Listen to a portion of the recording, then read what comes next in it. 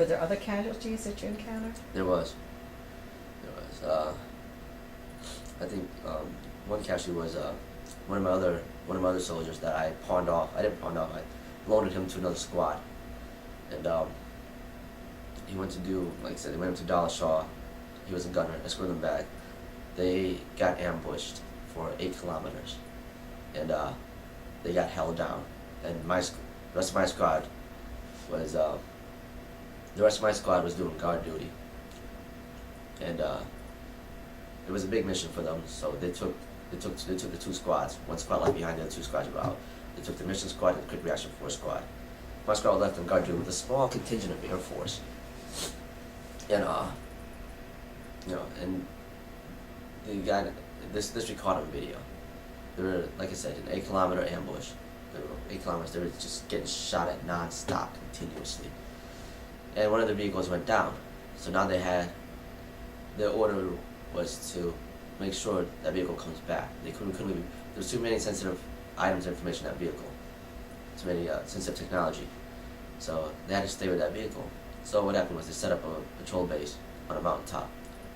They pinned down, and the intel officer comes and gets me. Sorry, Roeun, you need to get you guys ready. You're gonna roll up there. And I'm like, okay. And got my squad down. So now my squad is getting pulled off guard duty. They haven't slept because they pulled guard duty throughout the entire night. Get up, pull guard duty. Now the Air Force personnel who was left behind, of course, to do guard duty. They're whining and bitching, complaining about doing guard duty, while guys are getting shot up out there. So I didn't sleep all night. Sat there and waited. It was probably about, I don't know, but when I got the call, about, I want to say 9 or 10 at night. The intel officer comes and gets me. He gives me the rundown, and I'm standing by the radio, listening in. And I'm ready to go. I told him, hey, listen, I'm pull my guys with guard duty. We're ready to roll. Give us 10 minutes. So we ramped up, 3 vehicles, 14 guys, getting ready to roll up there. And then it comes down as, you guys don't have enough support, because what was going on was the Taliban was massing, and they were cutting down. They're setting up roadside bombs, cutting down. Like I said, there was only one road there. And they were cutting down that road, setting up an ambush for any support to come through. And until I started, it was too dangerous just to send 3 vehicles. So he said, you're going to wait for extra support from Jalalabad. And he called up to brigade, told him what happened. So brigade decides to send 25 more guys to support me, support my quick reaction force team. 25 guys showed up. You know, I would say a good 8 or 9 trucks. And we rolled up there. We got there okay, because we had a route clearing package, just an engineer team. Route clearing package, basically guys who detect roadside bombs, and they take care of it. So we get up there, okay. I go up to I see where the down vehicle was. I set my quick reaction force around the dry creek bed. It was a dry creek bed where the down vehicle went down. And it was out in the open. Went to search security. My guys set up security, we're recovering the vehicle. I walk a good, 400 meters away to where the patrol base was, up on a mountaintop. And I see guys being lackadaisical and everything. And I say to the platoon leader, I said, sir, you gotta split these guys up and get them pulling security. I say the same thing to the platoon sergeant, who was just lax. The security's lax. And I spoke to one of the squad leaders. I was like, dude, what the hell's going on? You guys got ambushed last night for 8 clicks. And you guys are out here just being lax. He's like, I don't know, man. I'm just a squad leader. It's the platoon leader, platoon sergeant who should be walking around and doing their jobs. And I was like, Jesus Christ. I thought, wow. Next thing, I was like, the only thing that was going through my head was, don't use one more around, because guys just chunked up together talking, and no one's making them pull security. So I walked down to get more ammo to resupply the trucks to walk up. I walked down, and not even 5 minutes of walking down, motor rounds come. I hear thump, thump, thump, and I'm thinking, oh God, I hope that doesn't land up there. I hope it doesn't land here. I hope it doesn't land up there. The first one lands somewhere in our area, but it was far enough where it didn't hit us. The second one landed, and you saw the video for that one. It landed right where those groups were talking. Right there, and I'm thinking, did I just jinx them? I'm thinking to myself, did I just jinx them? And it landed right there, and it took out I want to say 12 coalition forces. It took about what, 4 U.S. military, 3 civilians, 3 civilian contractors, and the others were Afghan National Army soldiers. I'm thinking to myself, did I just jinx these guys? Because they landed right there. So now I'm angry because I'm thinking, 1, did I just jinx them? And 2, what the hell did I just say to the platoon sergeant 5 minutes ago? Was split these guys up, and what did they? Nothing. They did nothing about it. Split them up, make them pull security, keep them far apart. So when round lands, there's, it might hit 1 guy, 2 guys. Never did I think it was going to hit 15 coalition forces. And that was a big propaganda thing for the Taliban too, by the way. They brought it up later on. But rounds came in, and then my guys start taking machine gun fire from the mountain, and we're engaging. Now all hell just breaks loose like that. Now we're shooting, and on the mountaintop, they're not sure what we're shooting at. So they're just being lax, and I'm telling them, I'm calling them in. Listen, the mortar round came from this position. You need to send a mortar round right there, right now. And the engagement lasted probably a good 5-10 minutes, and it stopped. In the end, it caused 15 coalition casualties. Like I said, you were asking about if there were any other casualties within my squad. Yeah, the soldier I loaned out got hit. He was one of the soldiers that got hit with a mortar round. What he was doing was he was going in the back of the Humvee to get something, and the round landed literally about 4 feet away from him. And I saw his knees afterwards, and he was in bad shape. The other intel officer, he was in the worst shape because it landed 2 feet away from him, and we thought he was gonna die. We actually thought he was gonna die because the moment it landed, he got on the ground, he curled up in the fetal position, and he just turned purple. His lips just turned purple right off the bat, and breathing really slowly. He wasn't saying anything, and we thought he was dead. But I think within 15 minutes after that whole incident, we had probably every air support come to our aid. We had 3 Black Hawk helicopters came to pick up the wounded. We had 2 Apache pilots, and we had a Mirage jet flying above. So hell just broke loose, and the Taliban used that incident as propaganda. We saw it on their website later on. It was, they claimed to kill 30 U.S. soldiers, down about 10 vehicles, and we're thinking to ourselves, wow, these guys really know how to exaggerate. They know how to lie. It was propaganda. They were using us as propaganda, and I'm like thinking, wow. But that was one of the other casualties. The other 2 casualties that I lost, two colleagues. One of them I consider a real good friend. Staff Sergeant Paul and Sergeant First Class Howard. She was she's one of the oldest female to die in combat. I guess they call it combat. But the oldest U.S. soldier to die in combat. Sergeant First Class, sweet woman. I believe she was a school teacher. Very nice woman. I think she was about 60, somewhere 60. Sergeant First Class, but that one hit me hard, and it still affects me today, because it was a mission that I was supposed to be in charge of, and it was a simple mission, just go up to Bagram, pick up 2 new vehicles, pick up mail, pick up supplies, come back down.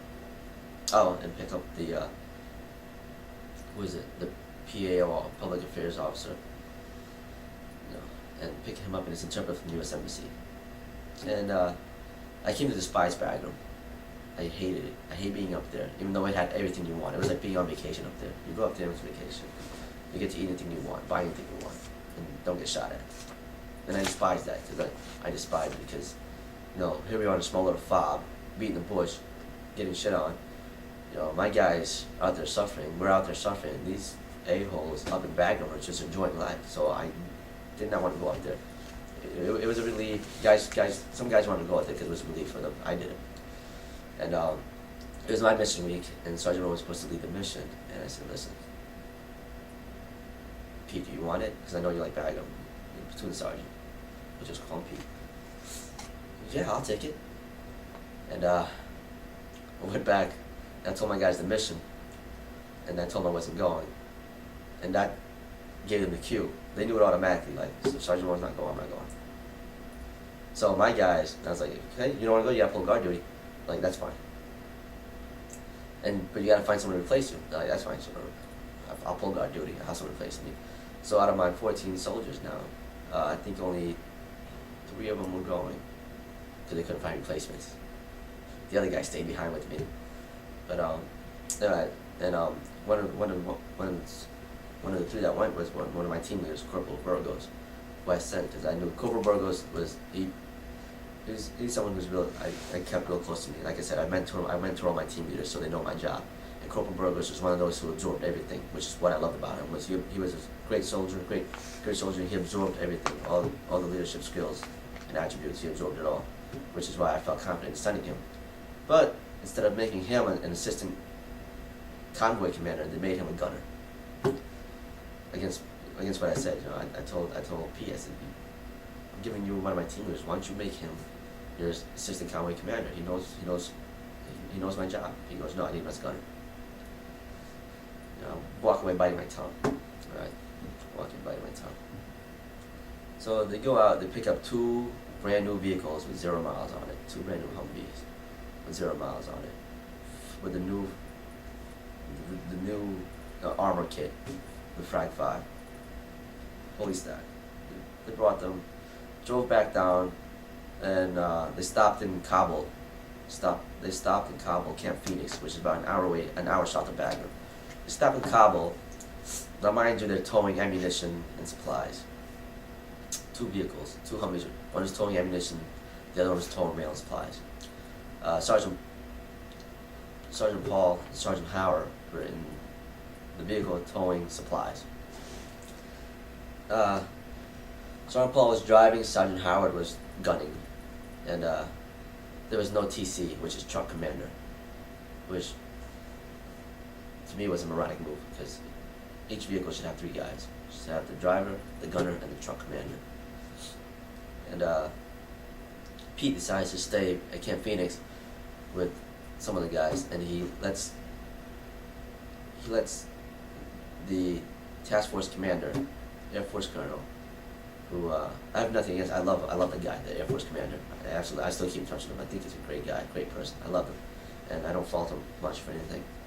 But he had the Air Force commander lead that mission, which is a no-no, a big no-no, because he's a high-profile figure. So to the enemy, he's a high-value target, high-profile figure. And he's a colonel. You know, you don't want him to die, which was a big no-no. And he had him leading missions. You don't put those guys in the front of the vehicle. So they head towards the U.S. Embassy. 3 trucks, Colonel in the front, Sergeant Paul, Sergeant Howard in the middle, and Burgos, Corporal Burgos, who's gunning their vehicle. And that day happened to be the day where the guy Massoud, who was a famous Northern Alliance commander, that fought the Taliban and Al Qaeda. Ahmad Shah Massoud Day. It's the day that he was killed. September 8th. Oh well. And you had him. There you go. It was Ahmad Shah Massoud Day, the day he was killed.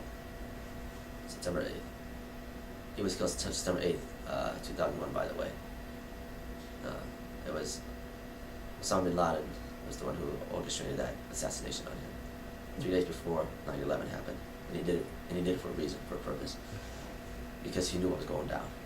But it was Ahmad Shah Massoud Day, and there were 8 vehicle-borne IEDs, 8 car bombs driving around Kabul that day, and I'm thinking to myself, you know, if I was an intel officer and I knew there were 8 vehicles driving around that day, forget that. If I was the task force commander and I knew there were 8 car bombs driving around that day in Kabul, do I really want to risk the lives of my soldiers, my force, just to bring supplies and mail back? Was supplies and mail back more important than the lives of the soldiers? My answer is no. You know? So they split their forces up at Camp Phoenix, The 3 trucks drives towards the American Embassy. They get to Massoud Square, or Massoud Circle, whichever one it is, a rotary. Burgos is the last truck, and there's a vehicle behind him, and there's kids in it. And he waves that vehicle, waves at the kids. Then he noticed the second vehicle is driving suspicious. So he's waving at the kids, but he's keeping an eye on the second vehicle. And they made a right onto the road that leads to the embassy. The embassy is literally about 100 yards away. In front of the embassy is where all the Blackwater security guard personnel are posted. All those other guys are posted, security guards are posted. And literally 100 yards away from the embassy, American Embassy. And while Burgos is keeping an eye on that second vehicle and being friendly with the kids in the first vehicle, the third vehicle jumps the curb. It was the third vehicle that actually had a car bomb in it. Jumps the curb, and Burgos didn't fire right away because of the rules of engagement passed out by Pete, which was don't shoot unless you can identify a threat. And if you shoot a civilian, I'm not going to help you. You're going to spend time in Leavenworth by yourself. And I thought, wow, dude, that's the wrong. You do not want to say that to soldiers, especially when you're in a combat field like this. I mean, yes, you got to watch out for collateral damage and for civilian casualties. But at the same time, you don't want to tell a soldier, if you shoot a civilian, you go to jail. I'm not going to help you. You don't want to do that. And that's one of the reasons why Corporal Burgos didn't shoot right away, was because, oh, okay, I'm not sure. What if this guy was in a rush? You know, when Pete gave that briefing, the rules engagement briefing, it put a lot of what ifs into a soldier's mind. It'll make him second guess his instinct, his soldierly instinct, which is to neutralize a threat. And that's exactly what happened. He second guessed it, and it cost. And the thing jumped the curb, and it rammed the middle vehicle, which Sergeant Paul, Sergeant Howard did. And Burgos, was thinking, okay, what if this guy did it by accident? What if he's really in a rush? A lot of what ifs. And then he rammed it, and Burgos. Then all of a sudden he realized, oh shit. He remembers the intel briefing about the car bomb. And he sees that this guy is not speeding up or stopping. He's actually keeping pace with the middle vehicle. So as soon as he realized that, he turns his turret around. And he had the hand crank. Turns his turret around. And just before he can engage it, the car bomb went off. It was meant to go off on the first hit. And then it didn't go off. So we think there was a trigger man in the area. It didn't go off. So the trigger man. So it went off. The second time he hits the vehicle, it went off. And that explosive was so strong, Sergeant Paul went flying, still strapped onto his seatbelt to the seat, with the seatbelt on, still attached to the seat, and the door. He just flew about a good 30 meters to the left into a ditch, and Sergeant Howard got ejected outside with the turret. She was ejected with the turret, and her face was scraped up pretty bad, and she had ball bearings inside her. And the rest of the Humvee, and they have the pictures. The rest of the Humvee was, you could not recognize it. You can recognize that was Humvee. The only reason why you recognize it is for the mere fact that the engine is there, and the bottom front part with one wheel was on there. Otherwise, everything was gone. Everything was done. It was obliterated. That Humvee was just obliterated. And as soon as that happened, the first vehicle, the colonel's vehicle, drove right into the embassy because he wasn't sure what was going on. His gunner didn't turn around right away to see. Drove right in, and Burgos' vehicle took a hit. He had a Navy E7. He was an EOD guy as a truck commander, and another Navy guy driving. And he had the medic down there with him. But I was glad at what Burgos did that day. The third vehicle, the Burgos kind of flipped up. A ball bearing poked through the back plate of the turret. Luckily, missed Burgos by about, I want to say, a good 5 inches. Missed him. It was a huge ball bearing. Flew, penetrated the turret, but kind of missed him. Like if I was standing, this is the back plate of the turret. It was right over here. It just missed him, but a shrapnel was able to make its way and hit his left arm. And if it wasn't for his huge $800, $600 watch, it would have just sliced him the whole way through. But instead, it just hit him right here, and it deflected off his watch and flew off. But the incision was so deep, you saw the bones, it cut right through the muscles. His bone was exposed, and this is from reading the battle reports, from talking to the guys who were there. From what I was told was the first thing that came out of Burgos' mouth was, "I'm on fire," because he literally thought he was on fire. He saw a wall of fire, and the medic that was inside that truck, the Navy guy. First off, the two guys in front, they were dumbfounded because it took them by surprise. They were in shock. They just in shock. So you have a colonel who's inside the compound, and Burgos, two Navy guys in front. The driver and the truck commander were in shock. The medic, Air Force medic, he's like, oh, what? He wasn't sure what to do, but he kind of flipped it right because Burgos took charge, even though he felt like he was on fire, and he was smoking. He's like, "Don't worry about me. Don't worry about me. Go to the front truck. Go to the front truck." And he was screaming for the guys to get out, trying to pull security right now. And so he took charge right there. He had the Navy guys pull security. Forget it. We got a vehicle out here. We're not going to push through. Driver, get out. Truck commander, get out. And told for the medic, "Don't worry about me. Go find Sergeant Paul, Sergeant Howard."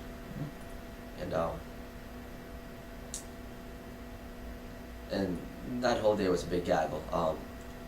The guys in USMC didn't come out to help.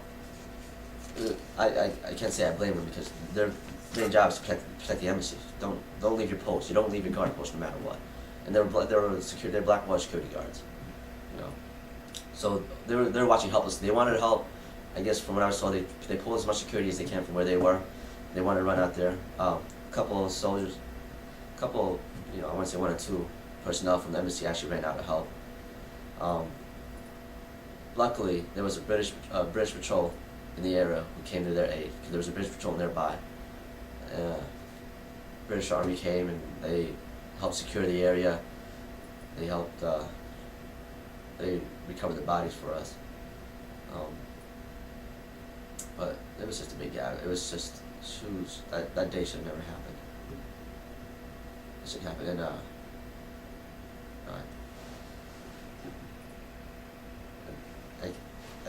a lot of times, I say all the time, I blame myself for that because I keep telling myself had I just taken that mission, those things would not have happened. But people keep telling me there's nothing you can do. You don't pick when and where to fight. The enemy does. So it's just things that I gotta still fight and come to terms with. That's probably it was hard. It was hard. It was extremely hard for me because then I think about my conversation with Sergeant Paul. My last few hours with Sergeant Paul before a couple of days before that mission. I was in his room. He just got back from one other mission. He was tired. He was beat. And we were starting talking about his kid, talking about his Harley that he won a raffle and he just won a brand new Harley, a $20,000 Harley that was delivered to his house and it's waiting for him to get home. Brand new Harley that he won in the raffle, and he can't wait to see his daughter. He was divorced, but he loved his daughter. Couldn't wait to see his daughter talking, and we were just talking about the whole PRT mission in Afghanistan and how good it was. And he was talking about how this country needs more infantry soldiers than they need PRT personnel to win their hearts and minds. Because it's still a volatile. We were in a volatile region. They're still extremely dangerous. For 2 or 3 hours, I sat in the room talking to him, and he just seemed tired. He just seemed down. And then I remember him coming up to me. He goes, "Roeun, Mike, go on the mission, man. Come on, I need you on that mission." I was like, "Son, you'll be all right, dude. I'm sending Burgos with you. I'm sending Colonel Burgos." He's like, "Come on, man. I only feel safe with you out there." And that's why it hurts. It's just I hear him telling me over and over again that I feel safe with you out there, man. And I told him it was gonna be okay. Burgos is with you. Having Burgos out there is like having me out there. And he's like, all right. And that's why I felt like I let him down. And Sergeant Howard, she's just a sweet old woman. I just saw Sergeant Howard, before they went out with that mission. The morning before we went out, saw her walk in the bathroom and asked her if she needs anything, she'll be okay. And she's a sweet old woman. It's like, yeah, we'll be all right. I'll get your mail back for you. And killed. And then, when I was back at the fob, and the intel officer comes in. We went blackout. To go blackout means that all video, internet communications shut off completely. And they do that when the U.S. soldiers are killed, because they don't want the family to get the news from anyone else but the Department of Defense. So we were in blackout, and every U.S. personnel was in the room, and the intel officer comes in. He goes, "We have 2 casualties," and I'm thinking, "Oh my God, who could it be? Who could it be? Who could it be? I hope it's not burglars. I hope it's not my soldiers." Because obviously you think about your own men first before you think about other soldiers. And then when we were told, I was thinking, God, this is bad. And I remember the S2 walking out, the intel officer walking out, because he was the one who was left in charge of the fob. I said, "Sir, where are they now?" "Oh, they're back in bag room." And I said, "All right, I'm going to get them." He goes, "Okay." So call for the helicopter, call for the birds to come in. And we were babied for 2 weeks by brigade. For the next 2 weeks we were babied by bag room, by brigade. They gave us anything we needed and wanted. And the helicopter came in. It came to pick up myself, a couple of my men who volunteered to go, and we were gonna escort the convoy back, which we did. We went also for the ceremony. Sergeant Paul, Sergeant Howard sent out ceremony, and I escorted the convoy back safely. Got it back, but those 2 deaths was that was the thing that affected me the most in Afghanistan. Was to me, because it was the only time where I felt like I really failed in life.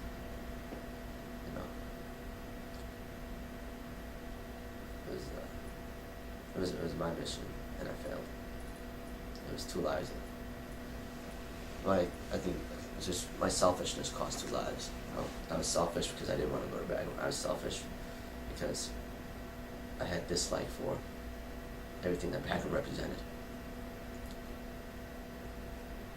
And that's why I didn't want to go. And that's why it cost 2 lives. Can I shift gears? I'm sorry? Can I shift gears? Sure. Was there anything that people did for entertainment? Yes. And if so, who were the entertainers that you saw? We were the entertainers. Believe it or not, we were the entertainers. We organized basketball games. We organized boxing matches. And I think what happened was the soldiers, the low-ranking guys, started having boxing matches inside the gym. And I caught wind of it. The other squad leaders caught wind of it, and we're like, "Let's go videotape this boxing matches. Let's sanction it. Let's make it a formal boxing match." So we started making formal matches, and then Halloween was around the corner. So I'm talking to one of my good mentors, I consider a brother and mentor, another staff sergeant, Sergeant Rodriguez. I said, "Danny, what if we have a huge boxing match for Halloween, and we'll call it Halloween Havoc?" And he's like, "Yeah, why not, man?" I was like, "Yeah, we'll have a DJ. We'll get Ramos to sing, because one of my soldiers, Specialist Ramos, sings, and he plays the guitar and he knows how to sing. So yeah, we'll get Ramos to sing as for intermission. We'll have big entrance music and everything." And Dan's like, "Yeah, it sounds good. Yeah, we'll do that, man." So we brought it up to the colonel, and he loved the idea. Well, first I brought it to the first sergeant. First sergeant loved the idea. He's like, "That's a good morale booster, Sergeant Roeun." Sergeant Rodriguez, "That's good, yeah. Let me bring it up to the colonel." Brought it to the colonel, and the colonel's like, "That sounds good. You guys, these guys definitely need it." This is a month after Sergeant Paul, Sergeant Howard, and we needed it. So the colonel thought it was a great thing. So for the day before, on the day, and the day after, so for a 3-day window, the colonel canceled all missions because he wanted to give us time to prep for this day and give us the next day off to relax. So we got the matches set up, and I wasn't going to be one of the matches. We had about 8 matches set up, and I was not going to be one of the matches. What happened was Danny, who was about a good 190 pounds, and I'm only 140 pounds. I lost a lot of weight in Afghanistan. I went from 160 to 140 in Afghanistan. Danny was about 190 pounds, okay? Goes up to one of my soldiers, especially small, the one who was hit with the mortar round. It was Small. You want a rematch with Roeun?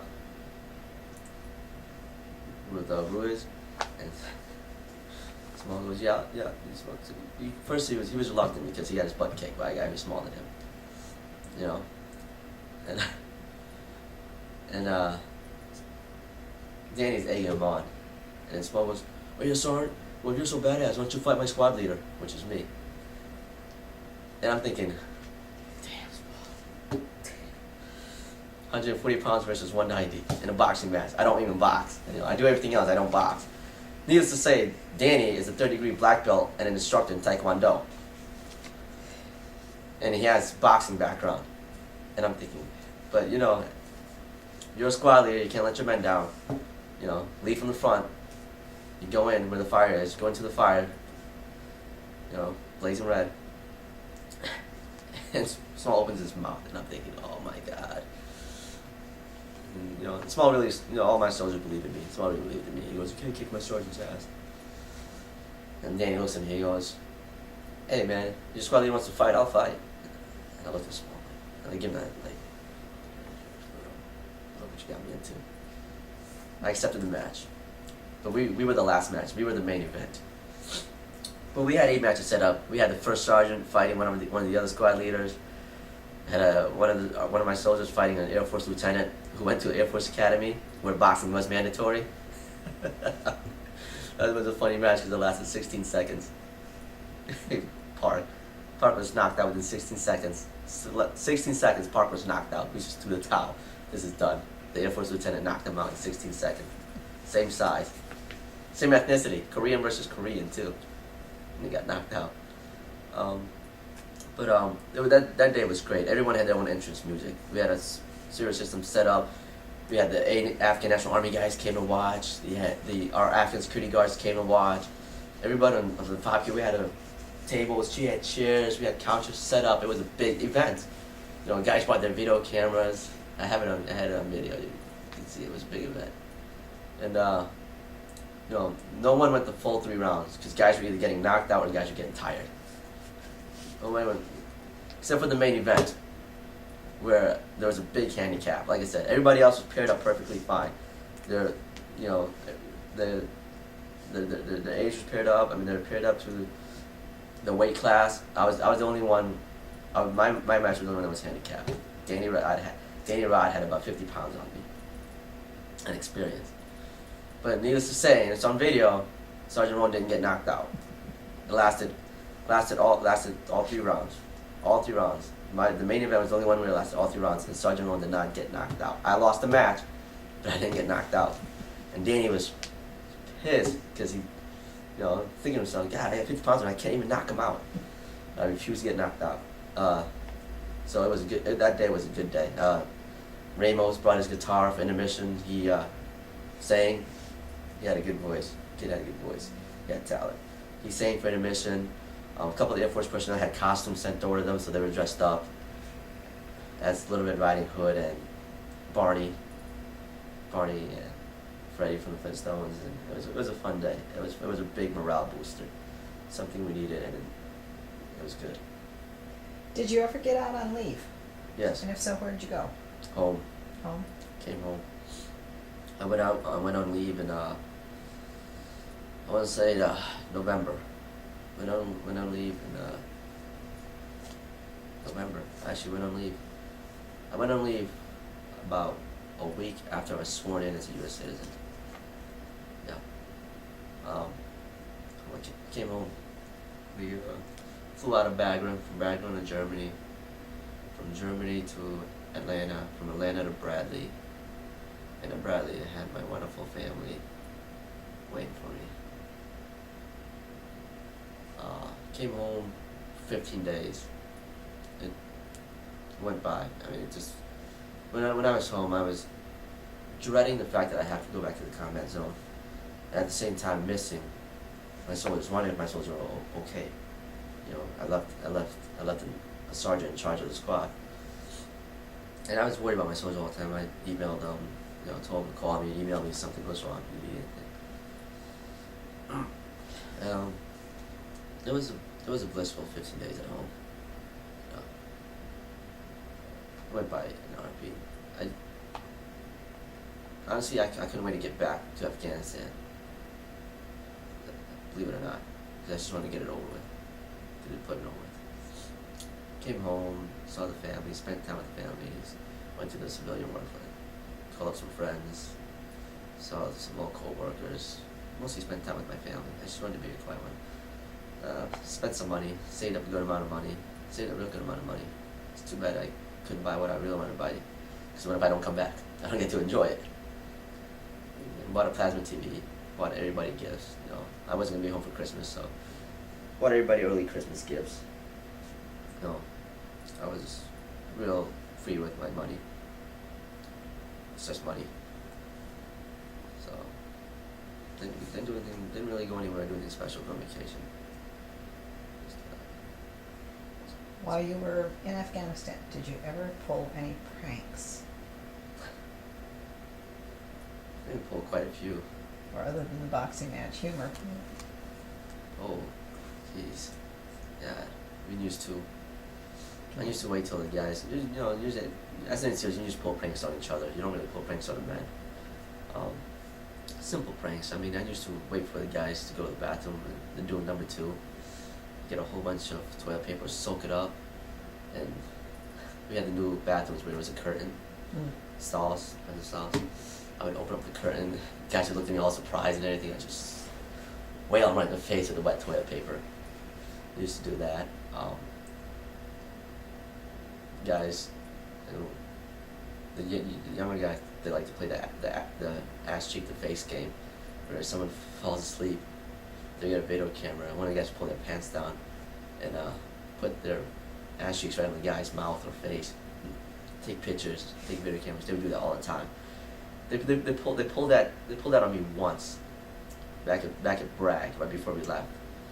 Back at Bragg, they pulled it on me, and I was sleeping. I took a nap, and Small decides to pull down his pants and try to attempt to put his butt cheeks to my face, and Riley and one of the other guys wanted to take a video of it, which they did, and I woke up just in time, and I was very unhappy, so I took all three of them outside. And got them in a 3-man push-up formation where they had to have their legs on each other's thighs in a triangle and to push down at the same time. I had them doing some really embarrassing drills in front of female soldiers, and I had them recite "Sergeant Roeun does not eat ass" for about a good 15-20 minutes. And female soldiers were walking by and they're all laughing at them, taking pictures. I wouldn't let them get up for 15 minutes. And I was like, you know what? I'm hungry. You guys better still be doing this when I come back. So I went in and grabbed some food, grabbed some chow. I kept an eye on them from the chow hall. Grabbed some food. They were still pushing. People were walking by, pointing and laughing. I go out. One of the company commanders from another company comes in and goes, "Oh, what do these guys do to you?" I was like, "Well, sir, don't fall asleep around them." He's like, "Good job, Sergeant Roeun." And yeah, they got up, and no harm, no foul. They thought it was funny. They got up. And that's some of the pranks they played overseas. Some of the other stuff I might do to my guys is if they didn't go to sleep, they stayed up late, knowing that they got a mission the next day. They stayed up late playing Xbox or Xbox 360 or PS3 games. I would walk through the room butt naked. They're sitting on the bed playing. I would walk into the room completely naked, with just sandals on. And I would just talk to them like nothing, like everything's all right. And I would go, I sit on the bed next to him. It's like, how's it going, Ramos? Is everything okay at home? My door's open if you need to talk to me. And he would just inch away from me, like, "Sir, Roeun, you're naked." And I looked at him like, "So, you know, we got a mission tomorrow, right? You want to go to bed? You want me to tuck you in? I'll tuck you in." And needless to say, he gets the picture. And if, I wouldn't leave until he shuts off the game and go to bed. So I would sit there butt naked with just sandals on. And watch him play video games or sit next to him and talk to him until he gets tired and goes to sleep. And it doesn't take much. And the reason why I use those kind of tactics over over the traditional old army tactics, which is you drill your men, make them feel pain. remedial training, making new push themselves. The reason why I chose what I did over that is because they were under enough stress at it as it is. You've already taken casualties. You already had deaths. These guys have been in combat a lot. They don't know they're gonna survive the next day. And every day that's gone by was a blessing. Because we wouldn't know we were gonna survive the next day. Which is why I use my tactic one, because it kind of doesn't really put them in imminent danger. They're not feeling pain, and they might find some kind of humor in it. At the same time, they get the picture, the message gets put across, and it's not as stressful. It's not as stressful as making them do push-ups for an hour or so, or making them do some kind of stupid detail for hours on end. So I did things, but I'm kind of unorthodox in the ways I run my squad, but it works.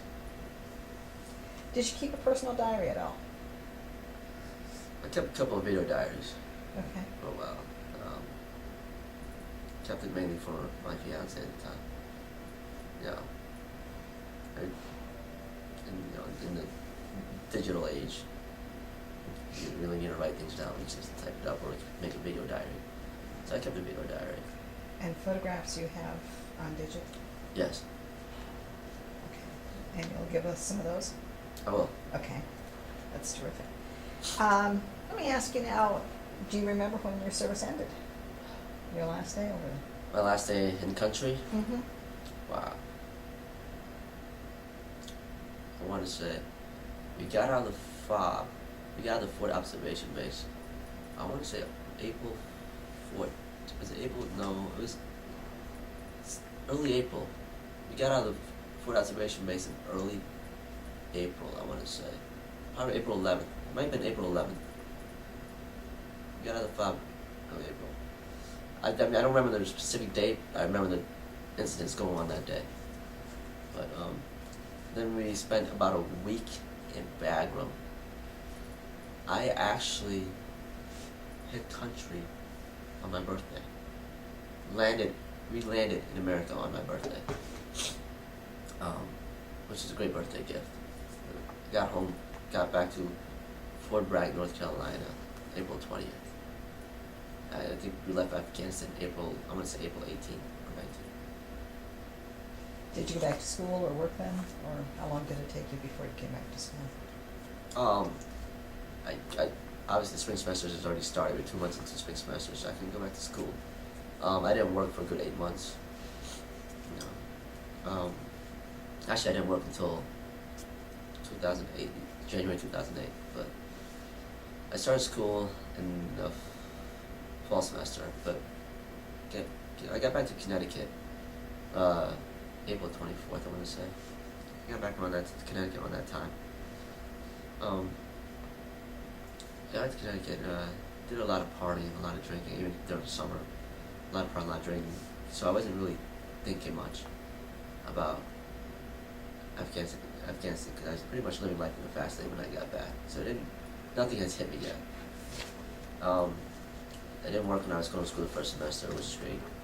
My grades improved greatly. I mean, I was more focused coming back from, I put a couple more years on me, so I'm a little bit more aware, more focused when it comes to school and life. So I did a lot better in school coming back. In fact, I wasn't working, helps also. But that's when things started to hit me. That's when the nightmares came, feelings, the memories. And when it came like a ton of bricks. It came hard. Did you use the GI Bill to go back to school with? Yes, I did. I used the GI Bill. I've always had the GI Bill, but I've always had the same GI Bill from my first deployment. And for the state of Connecticut, really takes care of its veterans. And the state of Connecticut tuition waiver. State of Connecticut's GI Bill is, you get the tuition waiver, but you have to go to school for the rest of your life. And as long as it's a state university, Connecticut Army National Guard will pay for it, even if it's for a PhD. And then I get the reserve the Montgomery GI Bill for the reserves, which when I came back to school was $792, I believe, for a month for going to school. And right now I'm being compensated by Veterans Affairs, by the VA, for 40% disability. 10% is for tinnitus, which is a pain in the ass because I have to go to sleep with music on because you have this constant ringing in your ear 24/7. And the other 30% was for post-traumatic stress disorder, which includes anxiety and insomnia. I had a severe case of insomnia where I have 1 hour of sleep, 2 hours of sleep a night. And they compensate me. I get about $550 a month now for that every month. So I mean, it sucks that the way you earn it is through service-connected disability, but you know, use it, I guess. We finally have the light figured out. Yeah. You mentioned earlier that you kept relationships with some of your friends. Who are you still in touch with, and do you have any close friendships that you still work with? And are you in any veterans organizations? From the military side, Mm-hmm. yes, I keep in touch with Danny Rodriguez. I keep in touch with my soldiers through MySpace or Facebook. You know, it's those are guys I'll never forget the rest of my life. I keep in touch with them. I talk to Danny, you know, probably once every 2 weeks, once or twice every 2 weeks. As a matter of fact, I think we're all having a big gathering this Saturday on the 17th because one of our other friends, Sergeant First Class, who deployed to Kuwait, he's coming back, so it gives an excuse for all of us to get together. So we're gonna have one big shindig again. It'll be fun. Yeah. When you think about your military experience, and I know this takes perspective, but is there something, you know, that from how it, can you tell us how it affected your life yet? Did it influence your thinking about war or the military? It made me, it's bittersweet. It is. It really, the whole military is bittersweet. It makes me, I mean, I come back and all, and unlike the Vietnam era now, I guess a lot of people are appreciative of service members. And I mean, I'm proud to have served. I really am. I'm proud to be part of a fighting force of a great nation. And I'm proud to say, I'm really proud to say, and this is one thing that I will proud to say for the rest of my life, is that I've earned my citizenship with blood and sweat. Literally, I earned my citizenship with blood and sweat because I was sworn in Afghanistan. I mean, I was an immigrant from a country that's 12,000 miles away, and I get sworn in as a citizen from a country that's about 2,000 miles away from my country of birth. And I can honestly say I've earned my citizenship in blood and sweat because a week before I was sworn in was that incident, the mortar round and the 8 click gamblers. Me going out to support them. But, it made me proud to be an American, and it made me bitter because I look at some Americans, some of your homegrown Americans, and I think to myself, how can you call yourself an American? Some of the things I see, but I guess that comes with the package when you live in a country that's so culturally diverse, has all spectrums of the rainbow. But you know, I look at some of the people who are born here, and I'm like, you know, it doesn't make me to be I never feel ashamed to be an American citizen. You know, but I look at them and I'm thinking, how can you call yourself Americans? You know, when people take for granted everything that's thrown on your plate. So it's made me bitter in that aspect. But at the same time, I get those people who, you know, saw me in uniform, who knows what some of the awards on my uniforms are, and who shake my hand, who are proud and who are grateful, and they're even more grateful at the fact that I'm not natural born, I'm not white, so they know that. You know, I mean, and the fact that I served in the military, fighting for a country that they were born in, they were born white in, and they're grateful. They're extremely grateful because they see that, okay, here's a young man who was not born here, who actually proved himself and fought for this country, was a citizen. So that just tells them that he's not a freeloader or anything like that. He's here and he did his part and he earned it. And there's those proud moments. And then there's Memorial Day where everyone's proud to be a service member. And everyone's so thankful for a service member. But like I said, it's bittersweet. That's how it made me view America. I mean, we could talk about politics if you want, but we're talking about the social aspects of it right now. And I see a lot of things wrong with this country.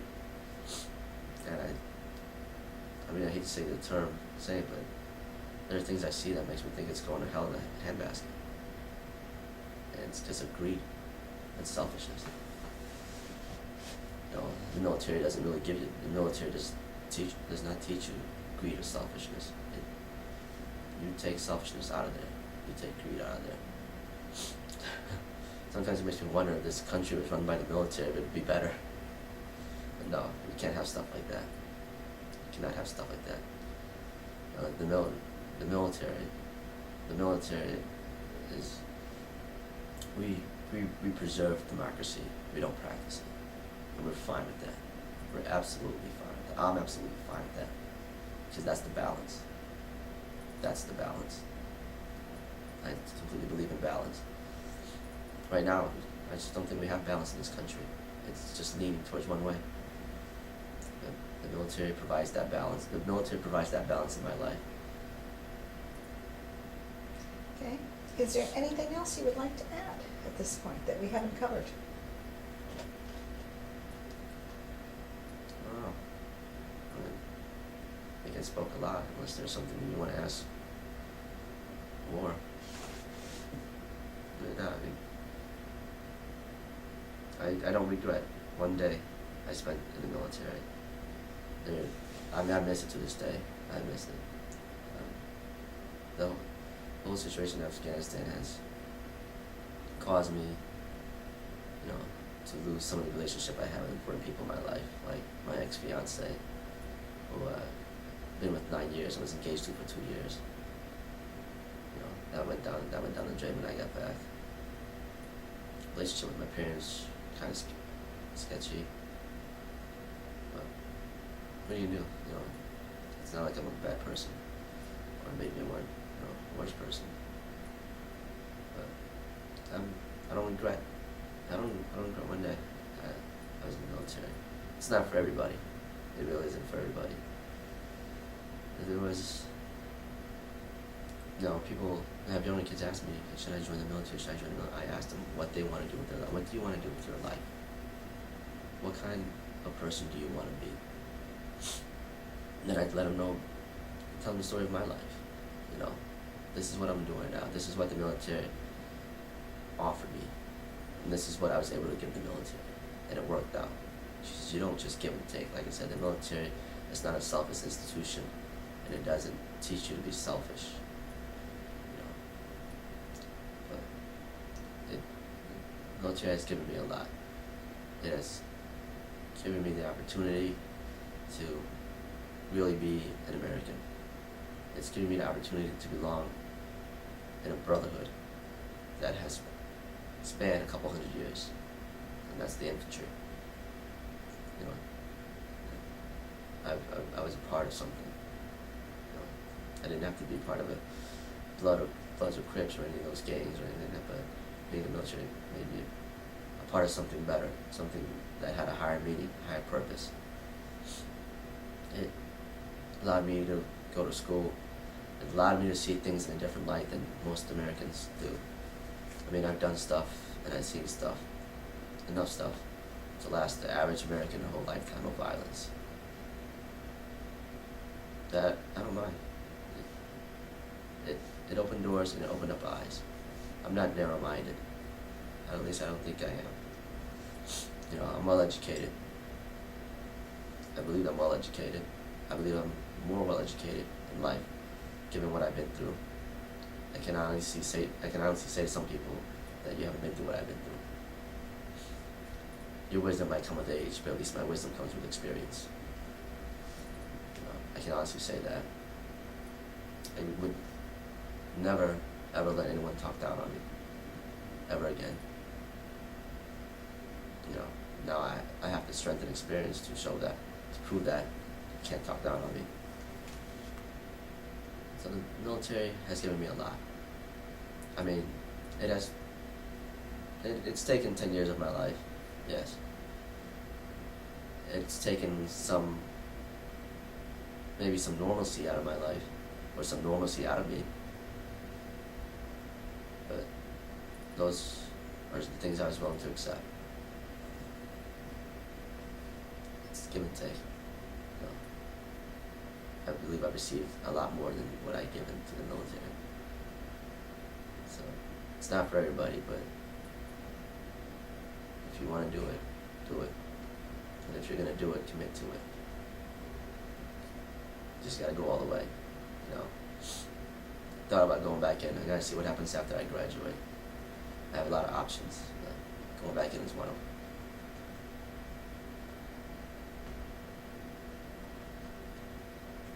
Is that it? That's it. Okay.